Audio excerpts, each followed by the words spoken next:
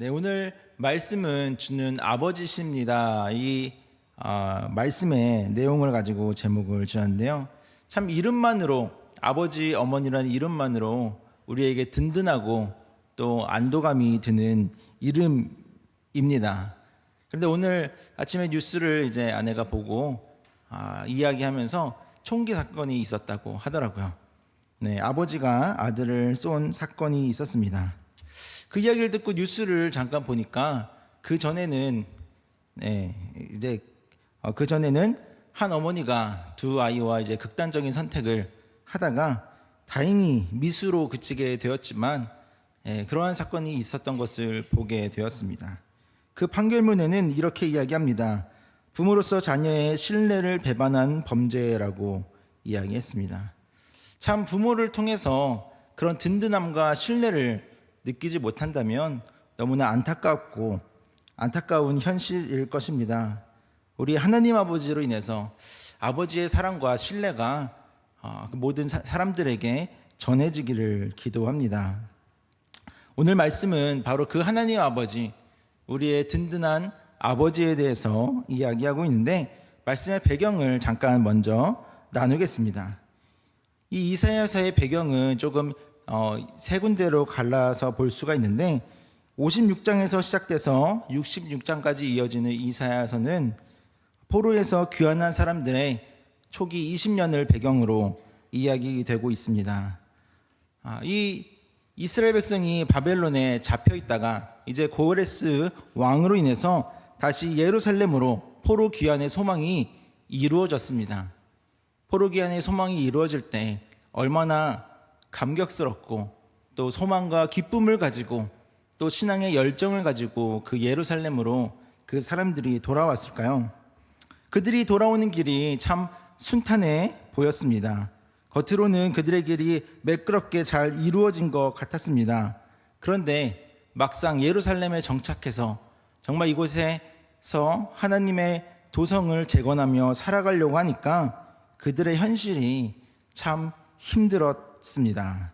네, 그곳 가운데는 신앙의 열정을 가지고 바벨론에서 돌아온 기대감에 찬 유대인들도 있었고 그 땅 가운데 그냥 살아갔던 유다 사람들도 있었습니다. 이들은 힘겨운 현실을 살아가면서 이방 사람들과 어울리며 우상 숭배도 저지르며 여러 죄악 가운데 있었습니다. 또 이 유다 땅 가운데 들어와서 함께 살고 있는 이방인들도 있었습니다. 이렇게 여러 사람들이 정말 식민지살이하며 사회 기반이 무너진 그 땅 가운데서 다시 살아가야 할 때 참 그들의 삶이 얼마나 힘겨웠겠습니까? 여러 민족적인 문제들을 안고 여러 사회 기반이 무너진 상황에서 그저 생존을 위해서 열심히 살아가야 했던 그들의 현실이 참 그들의 소망과 신앙의 희망과는 너무나 달랐던 것 같습니다. 우리도 이런 경우가 있지 않나요? 은혜를 기대하고 학생들로 치면 수련회를 마치고 우리 성도님들로 치면 부흥회를 마치고 내가 말씀대로 이제 살아가 봐야겠다라고 하고 가정으로 딱 들어왔는데 들어오는 순간 요즘에는 감히 그럴 일이 없겠지만 우리 아이 밥도 안 먹이고 어디를 갔던 거냐고 누군가 큰 소리 친다면 우리의 마음이 얼마나 희망에서 나락으로 떨어지고 참 불합리한 현실을 마주하게 될까요? 그렇게 질서가 무너지고 정의가 무너지고 우상 숭배가 판을 치는 그 현실 속에서 이 신앙을 가진 사람들이 하나님께서 이 문제를 해결해 주시기를 하나님이 확 이 문제를 다가와서 임하여 주시기를 구하게 되었습니다. 그 간절한 기대가 우리 이사야 64장 1절과 2절에 있는데 함께 봉독해 보겠습니다. 시작. 원하건대 주는 하늘을 가르고 강림하시고 주 앞에서 산들이 진동하기를 불이 섭을 사르며 불이 물을 끓임 같게 하사 주의 원수들이 주의 이름을 알게 하시며 이방 나라들로 주 앞에서 떨게 하옵소서. 아멘. 네, 이사야가 이 이스라엘 가운데 메시지를 전하면서 이렇게 기도하는 거예요. 하나님, 하늘을 가르고 강림하사 이곳에서 산을 진동시켜 주시고 저 이방 나라들로 주님 앞에서 떨게 해주십시오. 이방 민족들의 견제와 힘겨움 가운데 있는 우리들 가운데 하나님 오셔서 이 문제를 해결해 주십시오. 하나님의 위엄을 보여주십시오라고 기도하게 됩니다. 하나님이 마치 시내산에서 과거에 임하셨던 것처럼 이번에도 임해 주셔서 이 모든 문제를 한 방에 해결해 주시면 좋겠습니다. 이렇게 4절까지 이사야가 기도하는데, 이렇게 기도하다가 다시 한번 발견하게 되는 것이, 문제를 해결해 달라고 하나님께 기도했는데 자신들의 연약함, 자신들의 죄악들을 다시 한번 발견하게 됩니다. 주님 왜 침묵하십니까? 왜 오셔서 해결해 주지 않으십니까? 라고 말하다가 자기 자신의 연약함을, 우리 이스라엘의 부족함을 발견하고 고백하게 됩니다. 우리 6절의 말씀을 대표로 함께 읽어보겠습니다. 시작. 무릇 우리는 다 부정한 자 같아서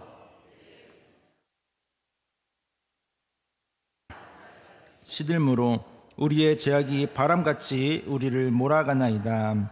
아멘. 하나님 우리를 찾아와 주십시오. 하나님의 위엄을 보여주십시오 라고 외치지만, 그렇게 외치다 보니 우리의 모습이 참 부정한 자입니다. 우리 백성들이 참 형편없는 사람들입니다. 우리가 바람에 나는 겨와 같이 상황에 휘둘려서 죄악을 짓는 그런 사람들이군요 라고 자기 자신을 발견하게 되는 거예요. 이것은 사실 하나님 앞에 나아가며 하나님 앞에 경험한 사람들이 공통적으로 보여주는 특징이기도 합니다. 이사야가 처음에 하나님 앞에 부름을 받을 때 성전에서 하나님의 영광을 접하면서 토하는 고백이 있습니다. 나는 죽게 되었구나. 나는 부정한 자요. 나는 입술이 부정한 백성 가운데 살고 있으면서 하나님을 뵙게 되었구나 라고 그가 자신의 죄악을 고백하게 됩니다. 이사야는 나름 올바르게 살려고 노력하고 하나님께 부름을 받은 사람이고 선지자인데, 그 이사야조차도 하나님을 대면하게 되자 자신이 얼마나 부정한 사람인지, 하나님 앞에 부르짖기에는, 하나님의 말씀을 전하기에는 내가 얼마나 부족한 사람인지를 깨닫게 되었습니다. 베드로 역시도 예수님을 처음 맞이했을 때 이렇게 고백하죠. 예수님께서 베드로에게 깊은 곳에 가서 그물을 던져라 라고 이야기해서 그 말에 순종해서 그물을 깊은 곳에 가서 던졌습니다. 그런데 그 베드로가 그물을 던지자 그물이 찢어지도록 고기가 잡혔습니다. 그때 선생님이여 라고 예수님을 불렀던 베드로가 무트로 돌아와서 주여 나를 떠나소서 나는 죄인입니다 라고 그 하나님을 만난 주님을 만난 경험으로 자신의 부족함을 이야기합니다. 여기서 우리들도 이와 같을 것이라 생각합니다. 우리의 인생도 그와 같습니다. 참 신앙의 열심으로 잘 살아갈 수 있을 것 같고, 기대와 소망이 이루어지고 하나님의 말씀이 내 삶 가운데 이루어지는 것을 발견할 것만 같은데, 때로는 외부의 핍박으로, 때로는 우리의 연약함으로 우리가 얼마나 부족한 사람인지, 얼마나 하나님 앞에 서기에 부끄러운 사람인지를 먼저 발견할 때가 있습니다. 그러면 이사야의 고백처럼 우리도 이렇게 고백하게 됩니다. 우리가 어떻게 구원을 받을 수 있겠습니까? 우리가 어떻게 하나님 앞에 나아갈 수 있겠습니까? 우리는 여전히 하나님의 은혜 없이 설 수 없는 사람임을 발견하게 된다는 거예요. 우리가 그것들을 발견했을 때 우리는 어떻게 해야 할까요? 무엇을 기억해야 할까요? 그 이야기하기 전에 제가 잠깐 다른 이야기를 하겠습니다. 우리가 죄를 발견하고 두려울 때 하나님 앞에 참 나아가지 못할 때가 있습니다. 저는 어릴 때 부모님 속을 참 안 썩였겠다라는 이야기를 들어봤어요. 저 전도사일 때니까 전도사를 보고서는 부모님 속을 참 안 썩였을 것 같아요 라고 흔히 착각하시더라고요. 그러나 그런 건 다 착각입니다. 어떤 사람도 부모님의 속을 썩이지 않을까 생각을 하는데, 학원을 빠지고 돈을 가지고 학원을 빠지고 야심차게 놀러 간 초등학생이 학원이 끝날 때쯤이면 무섭죠. 이제 집에 들어가면 혼나겠다. 이번에도 학원 선생님이 집에다가 얘기를 하지 않았을까? 네, 그런 두려움을 가지고요. 집에를 들어가지 않았습니다. 네, 뭐 가출하려는 대단한 결심을 가진 것이 아니라 그냥 두려워서 밤이 늦도록 거리를 헤매다가 추우면 아파트 안에 들어가 있다가 네, 그렇게 버티게 되더라고요. 그게 어린아이의 마음인 것 같아요. 내가 혼날 것이 두려워서, 내가 처벌받을 것이 두려워서 그렇게 미루고 집에 들어가지 않습니다. 여러분, 이 아이는 어떻게 해야 될까요? 집에 들어가야 되겠죠? 네, 집에 들어가야 합니다. 혼날 것이 무섭지만 집에 들어가야 합니다. 우리 또한 하나님 앞에 우리가 너무나 죄악된 사람이구나라고 발견하게 되었더라도 우리는 집에 들어가야 한다는 거예요. 이사야의 기도는 우리가 너무 하나님 앞에 서기에 부끄러운 죄인이구나, 이 절망스러운 탄식에서 끝나지 않고 다시 한번 이렇게 고백하게 됩니다. 그러나 하나님, 주님은 우리의 아버지십니다. 우리 8절의 말씀 함께 봉독해 보겠습니다. 시작. 그러나 여호와여, 이제 주는 우리 아버지시니이다. 우리는 진흙이요 주는 토기장이시니 우리는 다 주의 손으로 지으신 것이니이다. 아멘. 네, 참 고풍스럽게 이야기했지만 아버지시니이다 이렇게 이야기했지만 결국은 무슨 이야기예요? 하나님, 그러나 하나님은 우리 아버지시지 않습니까? 라고 하나님 앞에 매달리고 있습니다. 하나님 앞에서 발견하는 것은 우리의 죄와 우리의 부족함이지만 거기서 우리가 할 것은 거기서 포기하는 것이 아니라 바로 하나님의 아버지심을 기억하고 하나님을 붙든다는 거예요. 사실 누가 그런 걸 포기하겠어요? 라고 그렇게 생각할 수 있습니다. 그러나 우리는 때로는 포기하기도 합니다. 때로는 피하려고만 하기도 합니다. 마치 어린아이와 같이 그렇게 행하기도 합니다. 아까 제가 늦게까지 안 들어가고 밖에서 버텼다고 했죠. 네, 결국은 어떻게 어찌 잡혀서 밤늦게 집으로 들어갔습니다. 집은 아주 난리가 났습니다. 제가 그날 혼났을까요? 혼나지가 않았습니다. 네, 너무 늦게 들어갔거든요. 네, 늦게 들어가면서 사실 잘못은 더 커진 것 같아요. 잘못은 엄청났죠. 아이가 저녁 전에 가서 저녁도 안 먹고 밤늦게까지 소식이 없어지니까 많은 걱정을 했습니다. 그래서 혼나지 않은 것 같아요. 잘못에 대한 문제보다도 그 아이에 대한 걱정이 더 크기에 그 일은 그냥 그렇게 지나가고 말았습니다. 부모님이라는 것은 참 그런 존재인 것 같습니다. 이사야는 이 죄에 많은 백성들을 대표해서 하나님께 고백하면서 하나님의 은혜와 긍휼을 구하면서 하나님, 아버지시지 않습니까?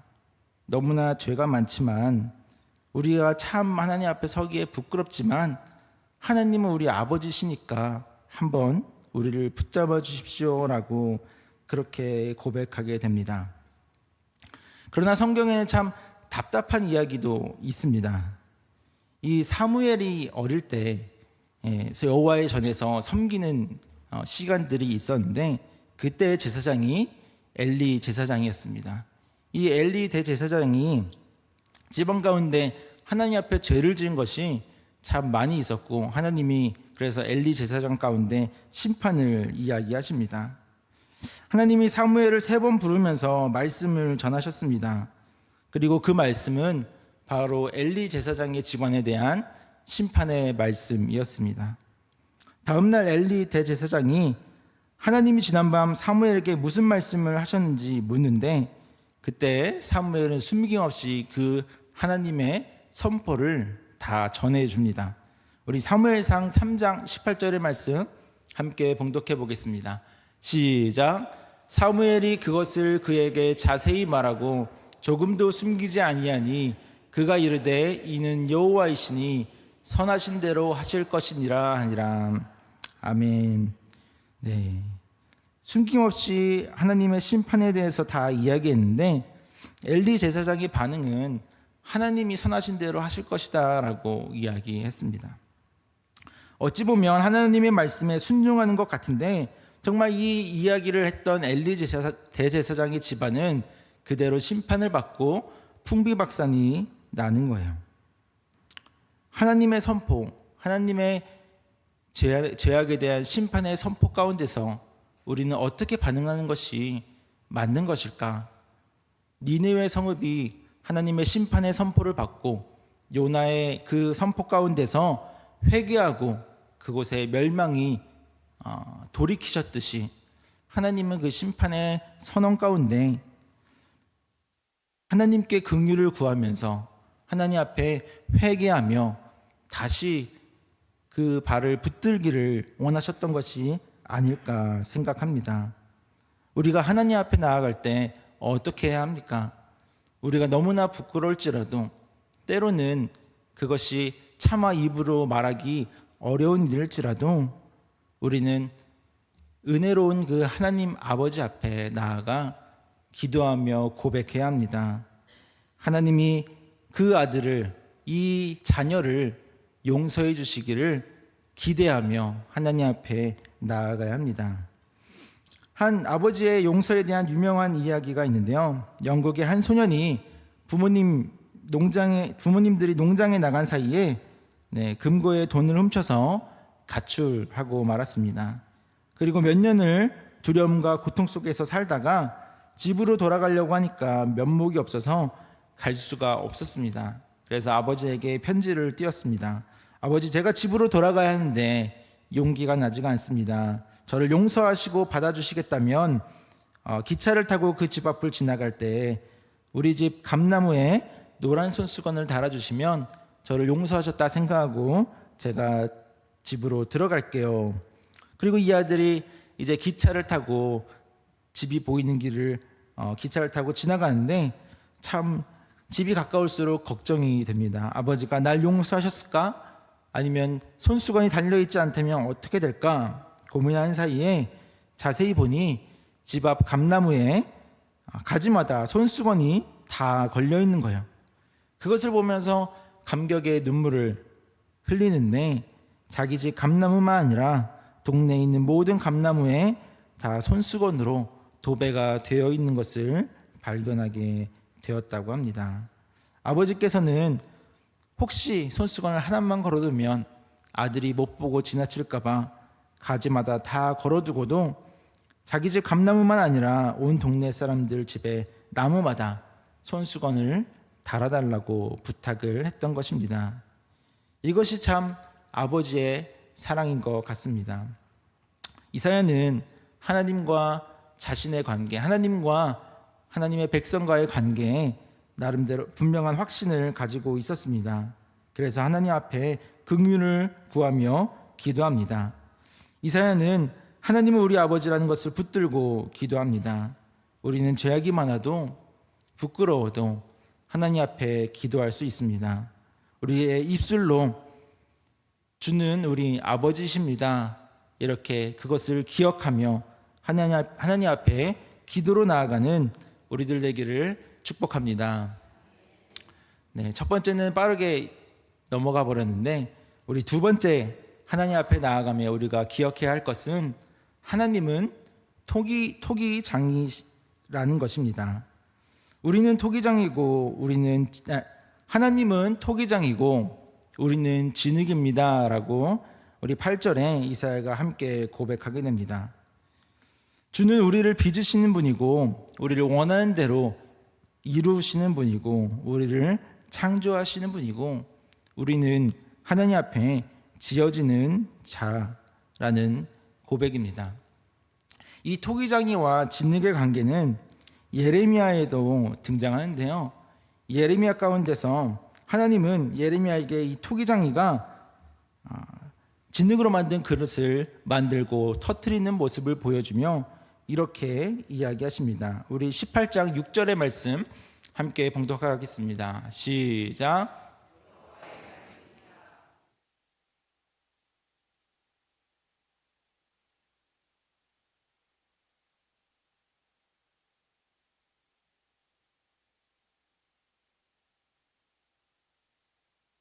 아멘.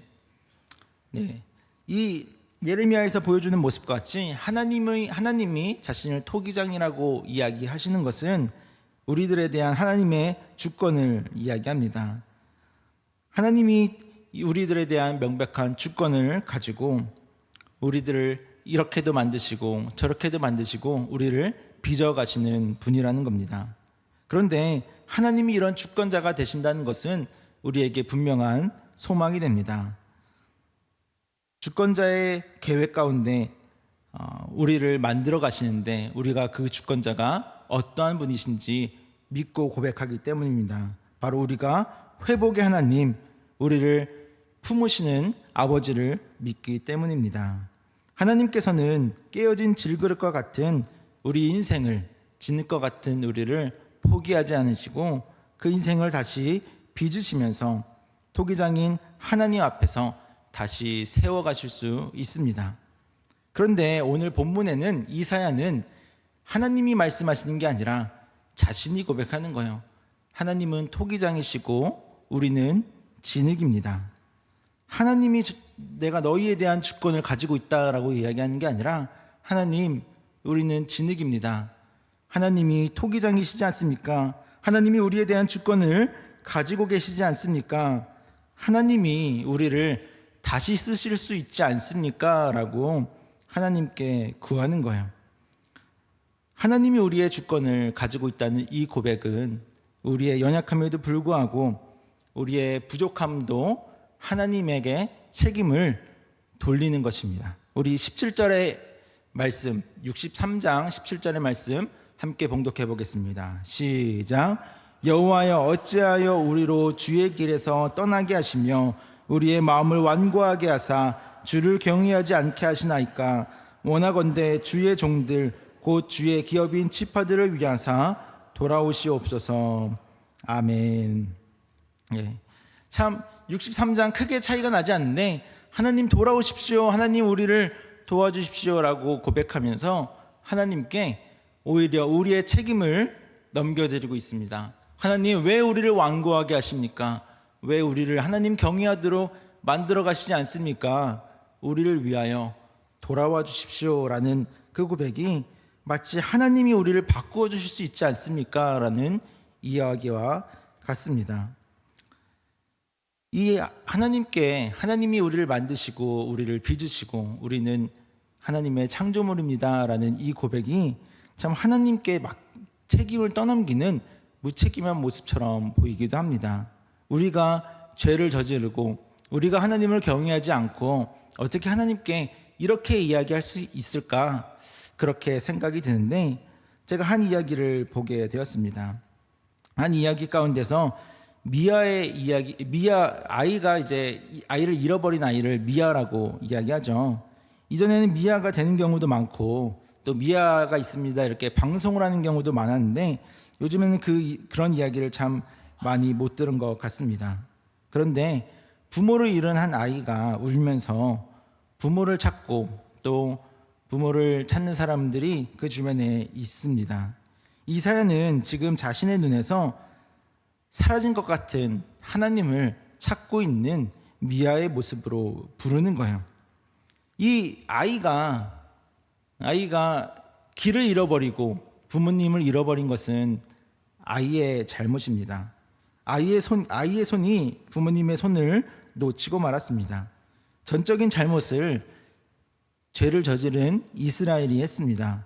그런데 그 미아가 된 아이를 찾은 부모는 이 아이에게 왜 이 손을 놓고 딴 데로 간 거야? 라고 화내지 않습니다. 엄마가 미안해, 너를 잃어버려서 미안해 라고 그 아이를 품어준다는 거예요. 이 이사야도 이와 같이 하나님께 이야기합니다. 우리가 길을 잃어버린 미아가 되었습니다. 그때 하나님이 그 어린아이 같은 아이에게 혼을 내는 것이 아니라 그 긍휼함으로 그 아이를 품어준다라고 이야기합니다.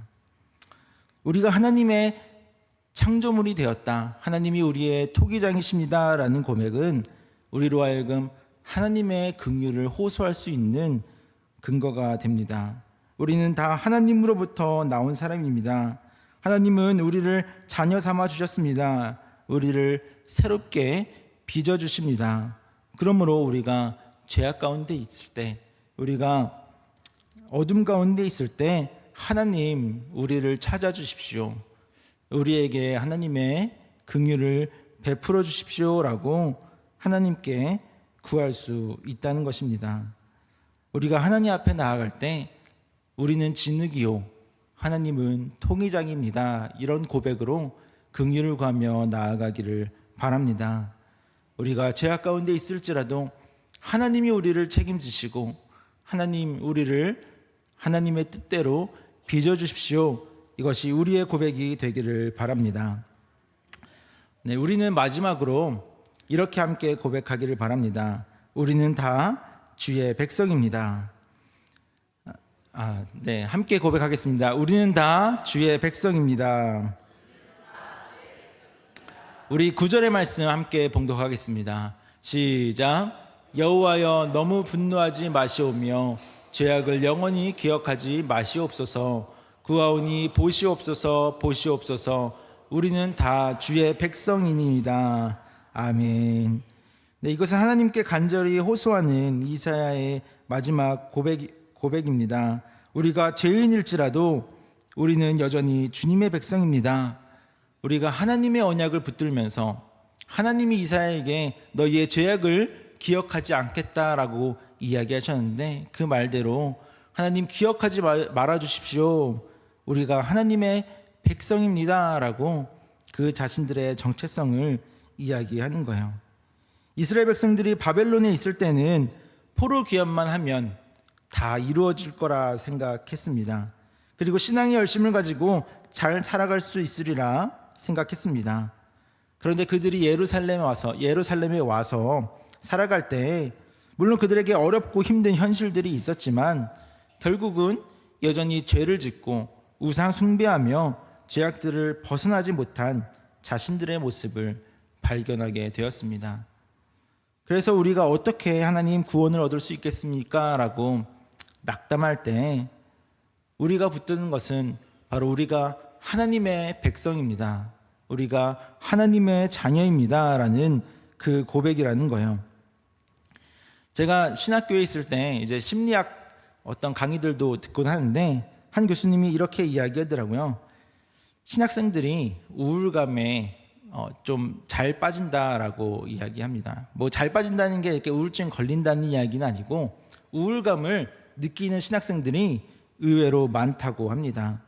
왜냐하면 이 신학생들이 자신의 이상적인 신앙인으로서의 그 이상이 있고 또 그렇게 살아가지 못하는 현실을 보게 되면서 자신의 현실과 죄악들을 보면서 우울감을 많이 경험한다는 거예요.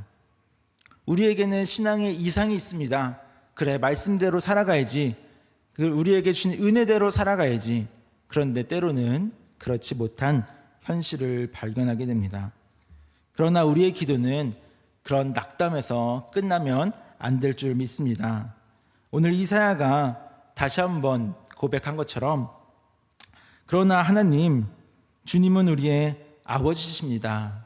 우리는 진흙이고 주님은 우리를 빚으신 토기장입니다 라고 고백하였던 그 고백이 우리들 가운데 다시 살아나며 하나님 앞에 나아갈 수 있는, 하나님의 긍휼을 구할 수 있는 통로가 되기를 바랍니다. 아들이 잘못을 하고도 여전히 아버지께 나올 수 있는 이유는 그가 바로 아버지의 아들이기 때문입니다. 우리는 다 주의 지으신 이입니다. 우리는 하나님의 백성입니다. 하나님의 소유입니다. 그렇게 고백하며 우리의 부족함 가운데서도 날마다 하나님을 붙들고 하나님 앞에 기도하는 자리 가운데 나아올 수 있는 우리 사강교회 성도님들 되기를 주님의 이름으로 축복합니다. 기도하겠습니다.